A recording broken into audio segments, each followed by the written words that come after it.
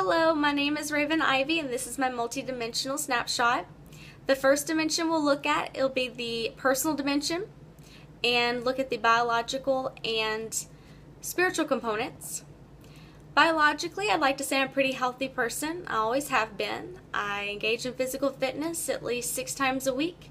I do things such as go to the gym and lift weights. I run 5Ks, half marathons, and marathons. And I'm also very conscious of the food that I eat, which comes pretty easy since I'm allergic to things such as ice cream and cheesecake. Spiritually, I was raised in a Methodist church.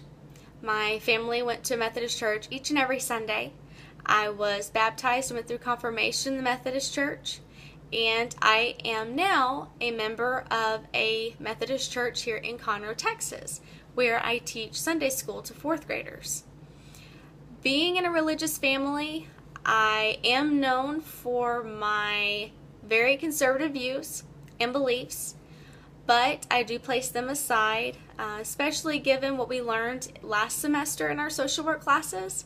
It's very important to be aware of your own biases and your own prejudice and your own views and beliefs, but to never project those onto other people and to place them aside when helping others, and I have definitely realized the importance in that. The next dimension is the environmental dimension. Growing up, I was raised in a very small country town of about 200 people.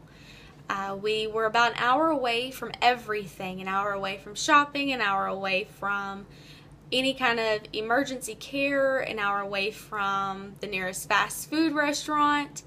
I'll even kind of catch myself now telling my friends that I'm going to run into town when HEB is literally a block away from my apartment. I currently work at Conroe Regional Medical Center. I've been promoted to lead tech since last semester, so I stay extremely busy. But one thing that I have definitely learned being in a bigger town and helping people here is the class lines that exist in society. That's a big thing that I've actually really opened my eyes to. Growing up in the small town, you didn't have lower class, middle class, upper class. You pretty much just had those that had it or those that hadn't. Those that could afford it, those that couldn't. Here, I'm actually able to see a vast array of social classes, and the fact that I can actually see where this may be something that all of you have known all along, but being from such a small town and to move somewhere that's just on the outskirts of Houston, it's pretty amazing to see. And the way that even myself, I catch myself stereotyping other people and kind of making a judgment call before I even meet the person, just based on the class that I think they are. For the last dimension, time, we read an article that was related to globalization and the way that it affects children and their childhood. And it looks at 5 processes by which it does this. And the 5 processes they talk about is marketization, marginalization, medicalization, mobilization, and medicalization. Overall, what the article was saying is it looks at these forces and the way that they infiltrate and reach children and the way it affects children.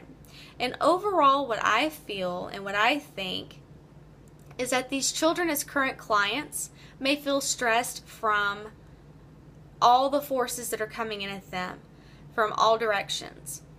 And this may later cause them to be future clients who don't really know who they are. They weren't able to really form their identity.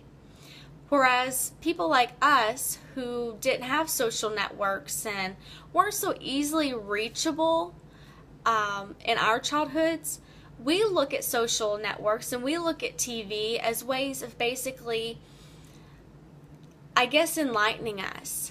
It improves us, it encourages us to look at things, accept things. We can gain knowledge from it and we can mature from it and use it to our advantage. But children can't really do that. They don't know what to do with this information. And another thing I found important and was the medicalization. Right now we know that there's a lot of talk about insurance. Do we get on Obamacare? Will it pass? The Affordable Health Care Act, Medicare, Medicaid. And there's a lot of children out there that don't have access to health insurance because their parents are not insured.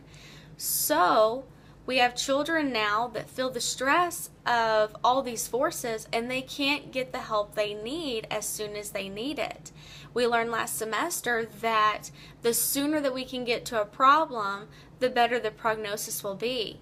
Well, now these children will possibly be clients future on, and they're not going to possibly have that identity development they need, and that prognosis might not be so good since they weren't able to have access to the health care and the help that they needed early on when the problems first started.